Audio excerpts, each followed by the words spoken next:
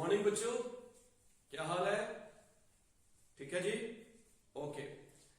तो last lecture में हमने कुछ बेसिक टर्म्स पढ़े थे। अभी बहुत से बेसिक टर्म्स पेंडिंग है जिनको अब हम आगे कंटिन्यू करेंगे, जो आपको मैं समझाऊंगा।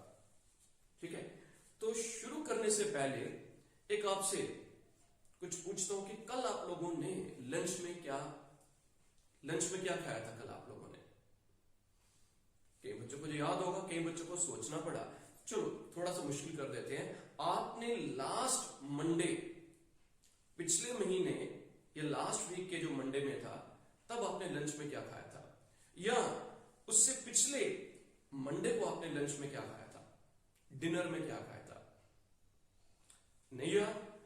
तो जैसे हमारी मेमोरी, हमें याद नहीं रहता कि पिछले हफ्ते हमने क्या लंच में क्या खाया था, डिनर में क्या खाया था, उससे पिछले महीने में हमने क्या खाया था, तो हमें अगर याद नहीं रहता, तो वैसे ही अगर कोई बिजनेस कर रहा है तो उनके बीच में जितने भी इकोनॉमिक इवेंट्स हैं, जितनी भी एक्टिविटीज हैं, तो बिजनेसमैन को भी याद नहीं रहती होंगी। अगर वो सोचता है कि भाई दिमाग में रखूंगा, याद कर लूंगा, तो साल के अंत में जब हमें अपने फाइनेंशियल अकाउंट्स बनाने होंगे तो उसे मोर देन 50% ट्रांजैक्शंस भूल जाएंगे। तो अकाउंटिंग में जो अकाउंटिंग प्रोसेस है, उसका जो सबसे पहला स्टेप क्या जाता है कि हमें आइडेंटिफाई करना है एक्टिविटीज को और रिकॉर्ड करना है जो भी हमारी बिजनेस की एक्टिविटीज होंगी। सो रिकॉर्डिंग एक अकाउंटिंग प्रोसेस का सबसे इंपॉर्टेंट पार्ट आ जाए। और किसको रिकॉर्ड करना? बिजनेस ट्रांजैक्शंस को। किसको रिकॉर्ड करना? बिजनेस ट्रांजैक्शंस को। अभी बिजनेस ट्रांजैक्शंस क्या है, तो पहले हम चलो डेफिनेशन पढ़ लेते हैं, फिर उसको एक्सप्लेन करूंगा मैं। It means a financial transaction और इकोनॉमिक इवेंट। ये फाइनेंशियल ट्रांजैक्शन है या इकोनॉमिक इवेंट है entered into by two parties that initiates the accounting process of recording it in the books of account. Accounting process क्या होता है, letter lectures में आपको समझाऊंगा मैं। अभी हमने स्टार्ट नहीं किया, ये यूनिट 1 में चैप्टर 1 का पार्ट है। It is a financial event expressed in terms of money which brings a change in financial position of an enterprise. एक एग्जांपल लेते हैं हम। मिस्टर ए और एक आ गया मिस्टर बी। ए ने बिजनेस स्टार्ट किया और ए ने बी से 500 रुपए की गुड्स खरीदी। ए ने 500 बी को दिया और इन रिटर्न बी ने 500 की गुड्स डिलीवर कर दी। तो ऐसे कई ट्रांजैक्शंस, कई एक्टिविटीज ए और बी के बीच में होंगी। तो ये जो एक्टिविटी ए और बी के बीच में, जो दो पार्टीज, जो डेफिनेशन में क्या लिखा था, फाइनेंशियल ट्रांजैक्शन और इकोनॉमिक इवेंट। इकोनॉमिक इवेंट का मतलब क्या आ जाएगा? वो एक्टिविटीज जिन्हें हम, वो फाइनेंशियल इवेंट जिन्हें हम मनी की टर्म्स में एक्सप्रेस कर सकते हैं, वो activities which can be expressed in terms of money. तो वो एक्टिविटीज जिन्हें मनी की टर्म्स में एक्सप्रेस कर सकते हैं और विच bring a change in the financial position of an enterprise. Financial position का मतलब क्या आ गया कि एंटरप्राइज के एसेट्स और लायबिलिटीज में अगर कोई बदलाव आता है। एसेट्स और लायबिलिटीज, ये मैंने पिछले लेक्चर में आपको बताया था, एसेट्स और लायबिलिटीज क्या होती हैं। तो इसका मतलब क्या आ गया कि वो एक्टिविटीज, जो दो चीजें आ जाएंगी। सबसे पहले क्या आ जाएगा? Financial event which involves money, जिसमें मनी इन्वॉल्व होगा।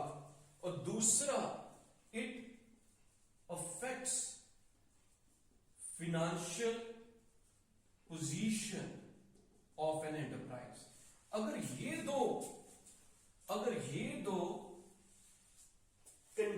कंडीशंस हमारी फुलफिल हो जाती हैं तो जो एक्टिविटी होगी उसे हम बिजनेस ट्रांजैक्शन बोलेंगे और उसे हम फिनेंशियल अकाउंट्स में लिखेंगे। It will be written. आगे, every activity is not recorded in the books of accounting. We record only business transactions in the financial accounting. तो सभी एक्टिविटीज को हम रिकॉर्ड नहीं करते, रिकॉर्ड नहीं कर सकते। इधर भी क्या बताया कि ये फाइनेंशियल इवेंट है जिसे हम एक्सप्रेस करते हैं इन टर्म्स ऑफ मनी। ऐसी कई एक्टिविटीज हैं बिजनेस में जिनको हम मनी की टर्म्स में एक्सप्रेस नहीं कर पाते। Example, honesty of the workers. Workers की जो ऑनेस्टी है, क्या हम उसे मनी की टर्म्स में एक्सप्रेस कर सकते हैं? Hard work of the workers, loyalty of the employees, ये कुछ चीजें हैं जिन्हें हम मनी की टर्म्स में एक्सप्रेस नहीं कर पाते हैं और जिस कारण से इनको हम फाइनेंशियल अकाउंटिंग में शो नहीं कर सकते, रिकॉर्ड नहीं कर पाते। तो दो चीजें अगर फुलफिल होंगी, एक तो फाइनेंशियल एक्टिविटी जिसमें मनी इन्वॉल्व होगा और जिससे फाइनेंशियल पोजीशन इफेक्ट होगी, उन्हीं को हम फाइनेंशियल अकाउंटिंग में रिकॉर्ड करेंगे। ए ने बी को गुड्स बेची, ए ने बी को गुड्स बेची, तो इसमें फाइनेंशियल मनी इन्वॉल्व हुआ। मनी कैसे इन्वॉल्व हुआ? ए ने 500 रुपए बी को दिया और इन रिटर्न बी ने गुड्स दी। ए के पास 10 कैलकुलेटर थे, ए ने बी से 10 कैलकुलेटर और खरीदे। उसकी शॉप है ए की, स्टेशनरी की शॉप, उसने 10 कैलकुलेटर और खरीदे। ए ने 10 कैलकुलेटर और जब खरीदे, ए के पास पहले 10 कैलकुलेटर थे, 10 और आ गए, तो ए का स्टॉक 10 + 10 20 हो गया। तो इससे क्या हो गया? फाइनेंशियल पोजीशन कैसे इफेक्ट होगी? ए का स्टॉक इंक्रीज हो गया। Stock means current asset, stock current asset का पार्ट होता है। तो इससे क्या हो गया? दोनों एक्टिविटीज फुलफिल होगी। ए ने बी से गुड्स खरीदी, मनी इन्वॉल्व हुआ और फाइनेंशियल पोजीशन इफेक्ट हुई, तो ये बिजनेस ट्रांजैक्शन है, इसे हम अपने बुक्स में रिकॉर्ड करेंगे। कई और एक्टिविटीज, कुछ और ट्रांजैक्शंस होती हैं, एक्टिविटीज होती हैं जिन्हें हम बुक्स में रिकॉर्ड नहीं कर सकते। मैनेजर ने एक मोटिवेशनल लेक्चर स्पीच दी अपने एम्प्लॉयज को और एम्प्लॉयज फुली चार्ज अप, मेहनत करेंगे, जी जान से मेहनत करेंगे, और एम्प्लॉयज ने मेहनत की, सेल्स, आउटपुट, प्रोडक्शन डबल हो गया, सेल डबल हो गई, ठीक है। बट वो जो एक्टिविटी थी मैनेजर की, मोटिवेशनल स्पीच, उसमें मनी इन्वॉल्व नहीं था, उससे मनी की टर्म्स में एक्सप्रेस नहीं कर सकते, इसलिए वो ट्रांजैक्शन बिजनेस ट्रांजैक्शन नहीं है, it will not be recorded. एक और एग्जांपल ले लेते हैं। हमें 10,000 गुड्स के लिए कुछ ऑर्डर मिला, we received an order for 10,000 units. क्या ये बिजनेस ट्रांजैक्शन है? हाँ, सोचिए जरा, हमें जब ऑर्डर मिला 10,000 गुड्स, 10 रुपए की अगर पर यूनिट कॉस्ट है, तो 1 लाख रुपए का ऑर्डर मिला। मॉनेटरी टर्म्स में तो एक्सप्रेस कर सकते हैं, बट क्या उससे फाइनेंशियल पोजीशन इफेक्ट होगी? करंट इसके जो एसेट्स हैं, लायबिलिटीज में कोई तब्दीली आएगी? हमें सिर्फ ऑर्डर मिला, हम उसे कॉपी पर या कहीं लिख लेंगे, but it can not be shown in the, it can not be recorded in the financial accounting. इससे हम अपनी फाइनेंशियल अकाउंटिंग में, बुक्स में रिकॉर्ड नहीं कर सकते। तो किन्हें रिकॉर्ड करेंगे? एक बार दोबारा से, ये फाइनेंशियल ट्रांजैक्शन है या इकोनॉमिक इवेंट है बिटवीन टू पार्टीज, दो के बीच में, which initiates accounting process of recording it in the books of account. Financial event expressed in terms of money and which affects the financial position of the enterprise. Transactions, they can be cash and they can be credit. Cash transactions भी हो सकती हैं, credit transactions भी हो सकती हैं। Cash transactions कैसे आ जाएगी? मैंने गुड्स कैश पर खरीदी, मैंने गुड्स कैश पर बेची, so these are cash transactions. And transactions it can be on credit also. Credit का मतलब आ गया उधार पर खरीदा, उधार पर खरीदा।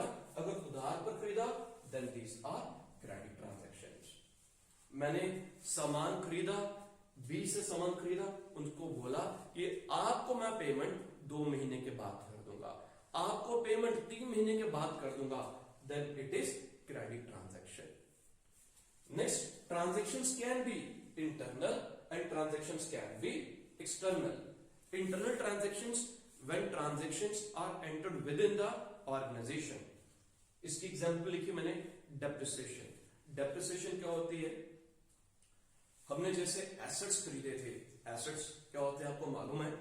एसेट्स हमने खरीदे, एसेट्स को हमने यूज किया, साल के एंड में क्या बताइए कि उस एसेट की कीमत सेम रहेगी? या आपने बाइक खरीदा, आपने 1 साल बाइक यूज किया, साल के एंड में क्या बाइक की कीमत सेम रहेगी? आपने 1 लाख का बाइक खरीदा था, साल के एंड में उस बाइक की कीमत 90,000 या 85,000, क्योंकि आपने उसको यूज किया, पुराना हो गया, वेयर एंड टेयर हो गया, जिस वजह से उस बाइक की कीमत कम हो गई। तो वो जो उसकी कीमत में कटौती आती है उसे हम डेप्रिसिएशन बोलते हैं। तो डेप्रिसिएशन जो आ गई वो इंटरनल ट्रांजैक्शन आ जाएगी। और एक्सटर्नल ट्रांजैक्शन भी हो सकती हैं जो आउटसाइड थर्ड पार्टीज के साथ ट्रांजैक्शन होंगी। Goods sold to A, goods sold to B, goods purchase from C, so these are external transactions.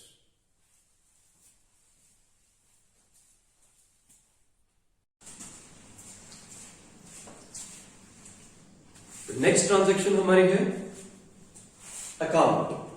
Account क्या होगा?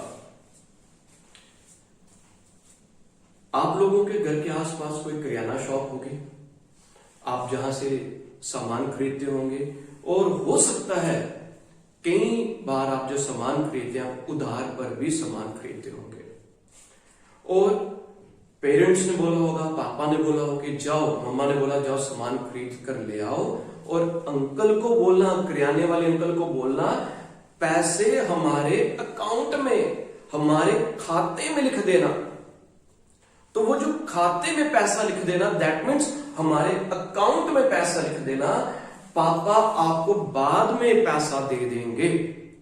तो बहुत ज्यादा ये बहुत केसेस में ये प्रैक्टिस चलती है, एक अकाउंट बना दिया जाता है, और वो जो अकाउंट है वो जो किराने वाले अंकल जी होंगे उन्होंने क्या होगा, एक बही खाता आप देखेंगे, एक लाल सी बड़ी सी मोटी सी किताब रखी होगी उन्होंने, तो उसमें उन्होंने सिर्फ आपका ही नहीं और मोहल्ले के लोगों का अकाउंट या खाता या नाम लिखा होगा।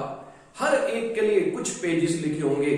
जैसे आप गए, आप 2 पैकेट मैगी लेकर आ गए, आपने वहां से जाकर आइसक्रीम खरीद कर ले आए, कोल्ड ड्रिंक लेकर आ गए, चॉकलेट्स लेकर आ गए, तो उन्होंने क्या करना, जितना सामान आपने लिया उन्होंने डेट लिखी, आपके पापा का जो नाम का अकाउंट होगा उस नाम के नीचे वो सब डिटेल्स लिखी, क्या क्या चीजें खरीदी हैं और उनकी क्या अमाउंट बनती है वो लिख दिया, वो सब चीजें लिख दी।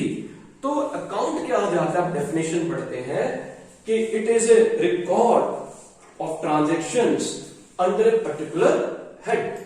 ये क्या रिकॉर्ड करता है, जितनी ट्रांजैक्शंस, जितनी बिजनेस ट्रांजैक्शन, अभी हमने पढ़ी बिजनेस ट्रांजैक्शंस क्या होती हैं, तो ये रिकॉर्ड करता है सारी business transactions under a particular head of account. एक पर्टिकुलर हेड, हर एक खर्चे के लिए, हर एक पर्सन के लिए अलग अकाउंट असाइन कर दिया।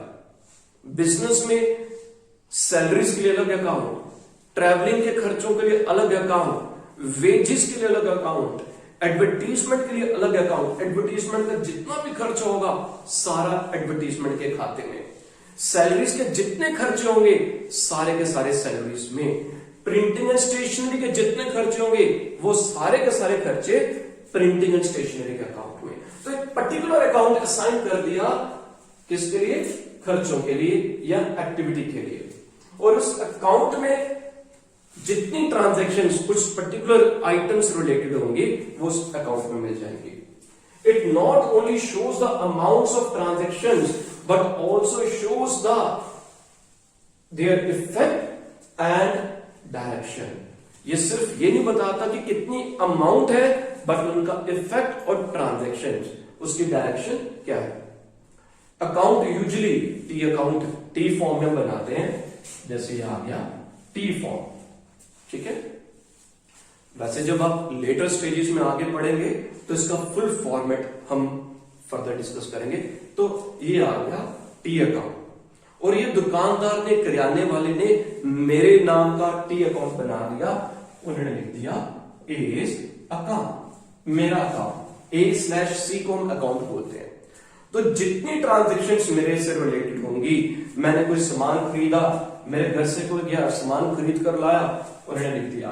कुछ और अगले दिन के डेट वाइज जितनी ट्रांजेक्शन, 500 रुपए की गुड्स ली, 600 रुपए का साबुन लिया, और कुछ लिया, डीओ लिया, जो चीजें ली सारी वो यहां पर अकाउंट्स में लिखते जाएंगे. ठीक है. और इधर क्या लिखा था, शोज, ये सिर्फ अमाउंट शो नहीं करता but also shows their effect. जैसे जैसे गुड्स खरीदी जाएंगी उसका इफेक्ट क्या होगा. पहले 500 की गुड्स खरीदी तो मैंने कितने रुपए देने थे दुकानदार को, 500. अगले दिन फिर से 1000 की गुड्स खरीदी तो एंड में टोटल के बाद मैंने टोटल कितना पैसा देना है दुकानदार को, 1500. फिर 5-6 दिन के बाद 2000 की गुड्स खरीदी तो दैट मीन्स मैंने दुकानदार को कितना देना है, 3500. ये सिर्फ ऐसे समझाने के लिए मैं फिगर्स ले रहा हूं. इसमें जो डीआर सीआर साइड होती है, डेबिट क्रेडिट होता है, वो बाद में डिस्कस करेंगे. तो ये क्या बता रहा है कि 500, 1000, 2000, 3500 हो गया. अब मैं बीच में इन बिटवीन गया, मैंने दुकानदार को कहा ये लीजिए 2500 रुपीज ऑन अकाउंट, अभी आप 2500 रुपया ले लीजिए, बाकी हिसाब किताब हम महीने के बाद करेंगे. तो मैंने उसको कितने रुपए दे दिए, 2500 रुपया दे दिया. तो उससे क्या होगा, मेरा बैलेंस कम हो गया. मैंने पहले कितने देने थे, 500, 1000, 2000. मैंने पहले कितने देने थे, 3500 देना था. 2500, 2500 रुपीज जाकर दे आया. अब मैंने कितने रुपए देने हैं बाकी, अब मैंने देने होंगे 1000 रुपया. तो ये क्या शो करता है, it not only shows the amount of transactions but उसका इफेक्ट क्या हो रहा है, बैलेंस इंक्रीज हो रहा है, डिक्रीज हो रहा है, किस डायरेक्शन में जा रहा है, ये वो भी शो करता है. सो अकाउंट मीन्स बही खाता, किसी एक पर्टिकुलर नाम के अंडर, किसी एक पर्टिकुलर खर्चे के अंडर सारी की सारी जितने बिजनेस ट्रांजेक्शन्स होंगी वो इसी अकाउंट के अंडर आ जाएंगे. नेक्स्ट जो हमने लिखा प्रोप्राइटर. कल जो पिछले लेक्चर में मैंने आप लोगों को प्रोप्राइटर पहले से कैपिटल की डेफिनेशन में बताया था. तो प्रोप्राइटर मीन्स एनी पर्सन और group of person, one who undertake the risk, one who undertake the risk of the business, they invest funds in the business. जो बिजनेस में पैसा इन्वेस्ट करते हैं, और पैसा क्यों इन्वेस्ट किया जाता है, प्रॉफिट कमाने के लिए. तो एक या एक से ज्यादा लोग मिलकर जब बिजनेस में पैसा लगाते हैं, बिजनेस स्टार्ट करते हैं, प्रॉफिट कमाने के लिए करते हैं, तो जो लोग पैसा इन्वेस्ट करते हैं उन्हें प्रोप्राइटर या ओनर कहते हैं. नेक्स्ट टर्म जब हम पढ़ेंगे डेटर. डेटर है, इसको डेबिटर नहीं बोलना. इसमें जो बी वर्ड है वो साइलेंट है, तो इसे हम बोलते हैं डेटर. अब डेटर कौन होगा, डेटर के लिए आ गया, फिर से यहां पर बनाते हैं हम. एक आ गया मिस्टर ए और एक आ गया बी. ए ने बी को 1000 रुपए की गुड्स बेची. ए ने बी को 1000 रुपए की गुड्स बेची उधार पर. और क्या बोला, बी ने क्या बोला कि मैं आपको जो पैसा है वो 3 महीने के बाद दूंगा. ए ने बी को 1000 की गुड्स बेची और बी ने क्या कहा कि मैं आपको इमीडिएट पैसा नहीं दूंगा, आपको मैं 3 मंथ्स के बाद, 3 महीने के बाद पैसा पे करूंगा. ट्रांजैक्शन में हमने पढ़ा था, transactions can be cash and it can B credit. तो 3 महीने के बाद बी ने कहा कि आपको मैं पैसा दूंगा, तो ए के लिए बी प्रॉपर्टी बन गई। ए के लिए बी क्या है, ए ने बी से पैसा लेना है, so B is property for A, B is asset. A के लिए बी क्या बन गया, ए के लिए बी एसेट बन गया, ए के लिए बी एसेट बन गया क्योंकि ए ने बी को गुड्स बेची है या कोई सर्विस रेंडर की है, उसके बदले में ए ने बी से पैसा लेना है, चाहे वो 1 महीने के बाद मिले, 2 महीने के बाद मिले, चाहे वो 3 महीने के बाद मिले। So B is debtor for A. तो क्या लिखे इसकी definition, it represents those persons or firms to whom goods have been sold or services rendered on credit and payment has not been received yet। तो जिनको हमने goods उधार पर बेची हैं, अभी तक पैसा नहीं मिला, तो उन्हें हम डेटर्स कहते हैं। और डेटर्स हमारे एसेट्स होते हैं, और स्पेसिफिक होने के लिए debtors are current assets. Current assets की डेफिनेशन हमने पिछले लेक्चर में पढ़ी थी। करंट एसेट्स कौन से होते हैं, जिनसे हमें पैसा 1 साल के अंदर मिल जाए। All those assets which can be converted into cash within 12 months, 12 महीने के अंदर, 1 साल के अंदर अगर पैसा मिल जाएगा तो उन्हें हम करंट एसेट्स कहते हैं। तो यहां पर पेमेंट कितने देर के बाद मिलेगी, after 3 months। So B is debtor, B is current asset of A. Next term is creditor. Creditor debtor का रिवर्स। अब इसमें हम ले लेते हैं जी, एग्जांपल में थोड़ा सा तब्दीली कर लेते हैं। ए ने बी से गुड्स खरीदी, दैट मीन्स बी ने गुड्स बेची, या बी एसी सर्विस करता है, बी ने ए को अपनी सर्विसेज रेंडर की, ए के ऑफिस के सारे एसी की सर्विस की, और 3000 रुपया बी ने अब ए से लेना है। ए ने क्या कहा कि आपको मैं ये पैसा 2 महीने के बाद दूंगा। ए ने क्या बोला, आपको मैं ये 3000 रुपए इमीडिएटली अभी नहीं दूंगा, मैं आपको 2 महीने के बाद पैसा दूंगा। सो ए और बी के बीच में क्या ट्रांजैक्शन, क्या डीलिंग होगी। ए के लिए बी क्या है, ए के लिए बी इज लाइबिलिटी। ए के लिए बी क्या आ गई, लाइबिलिटी, क्योंकि ए ने सर्विस रिसीव की है, ए ने गुड्स खरीदी अगर होंगी या सर्विस रिसीव की होंगी। अब ए के लिए ये बर्डन है, रिस्पॉन्सिबिलिटी है, लाइबिलिटी है बी को पैसा पे करना। ए के लिए बी लाइबिलिटी, क्योंकि ए ने बी को पैसा पे करना है। तो जो ए ने बी को पैसा पे करना है, तो B is liability. And on specific note, ये 2 महीने के अंदर पैसा देना है, so B is current liability of A. A के लिए बी करंट लाइबिलिटी है। तो लाइबिलिटी के बारे में क्या लिखा है, this is amount owed by a business enterprise on account of goods purchase or services received on credit and amount has not been paid yet. ये क्रेडिट पर है और अभी तक अमाउंट पे नहीं की गई है। सो हमारे लिए दूसरी पार्टी, बिजनेस के लिए दूसरी पार्टी क्रेडिटर बन जाएगी, करंट लायबिलिटी बन जाएगी।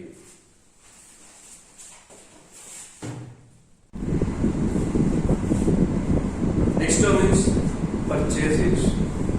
परचेजेस और सेल्स।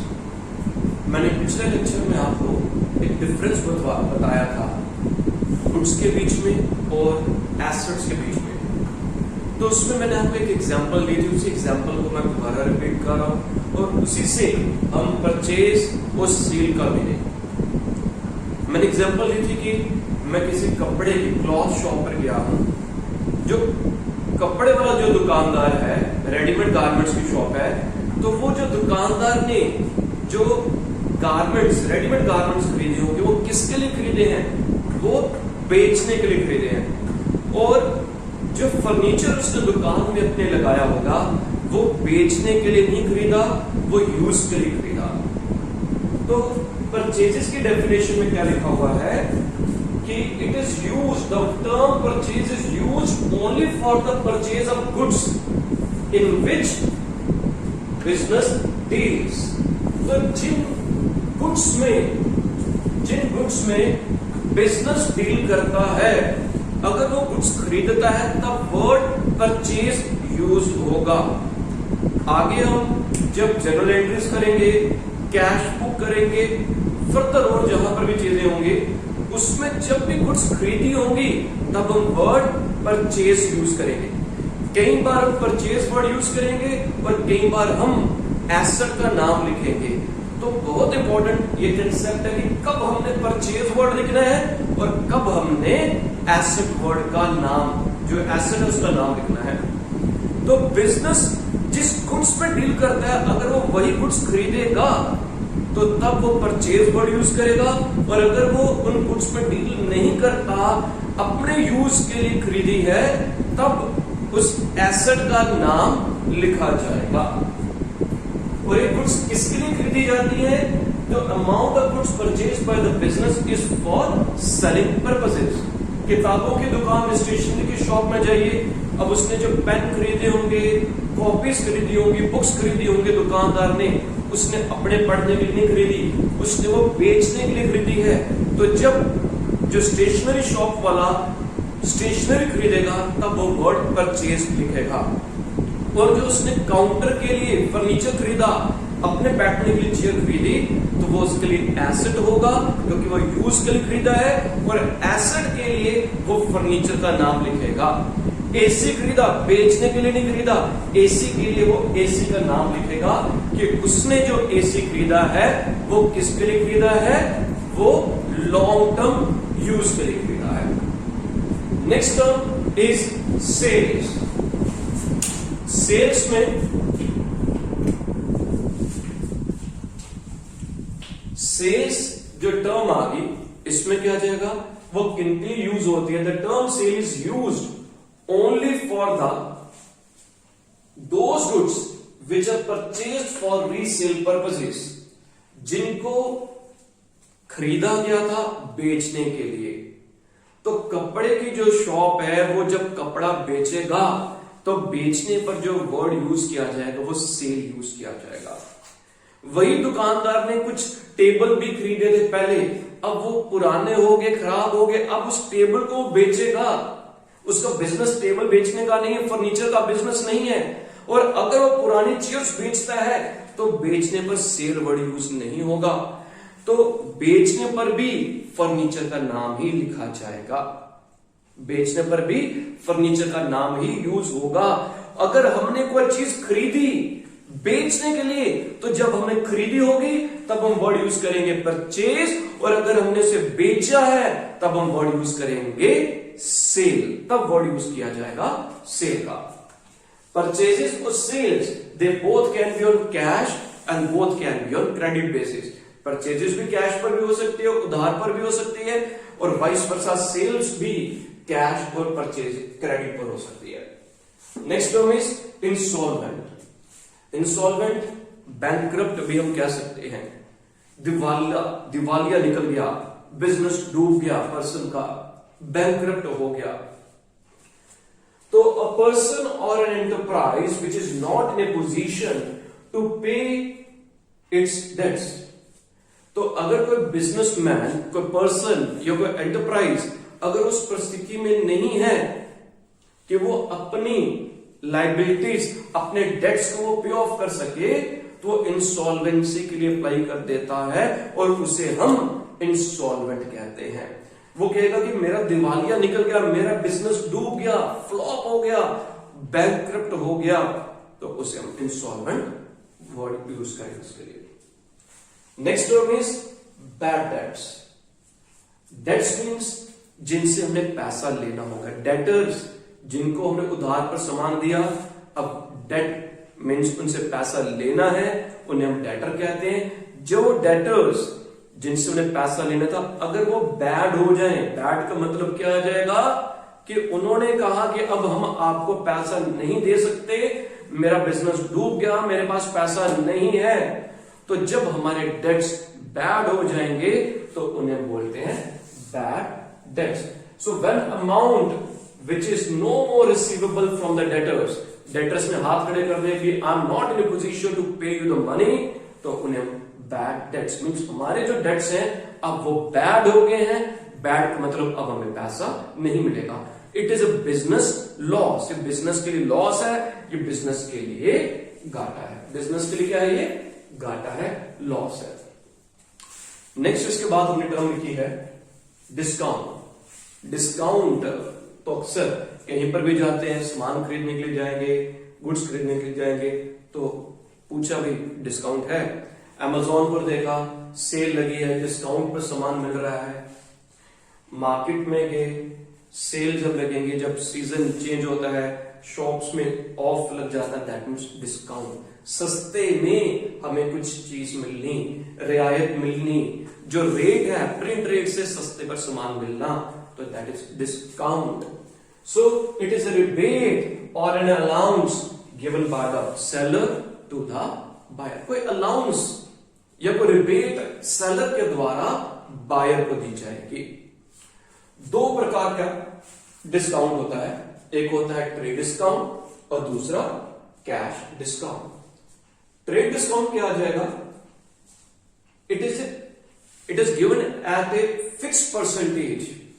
ये एक फिक्स परसेंटेज पर हमें मिलता है ऑन द लिस्ट और कैटलॉग प्राइस। ये लिस्ट प्राइस है, कैटलॉग प्राइस क्या गया? आप मोबाइल लेने के लिए गए, मोबाइल के डब्बे पर उसका जो प्रिंट रेट लिखा था वो 20,000 है, तो क्या आपको वो 20,000 का ही मिलेगा? तो यूजुअली इलेक्ट्रॉनिक्स आइटम्स पर क्या होगा, डिब्बे पर जो रेट होगा वो कुछ और होगा। हमने डिस्काउंट के लिए बोला ही नहीं, बट वो आप उनसे पूछोगे कि कितने का मोबाइल है, तो बोलेगा 18,000 रुपीज का। आपको वो मोबाइल, वो एलईडी, एमआरपी कुछ भी होगी, बट वो कहेंगे कि आपको 35,000 की जो एलईडी होगी वो 31,000 की मिल रही होगी। आपका कोई रिश्तेदार तो नहीं है, या आप जो बड़ा खुश हो गया कि ठीक है जी आप हमारे घर आए, हमारी दुकान पर आए, आपका वेलकम है, आपको हम डिस्काउंट सस्ते पर सामान दे देते हैं।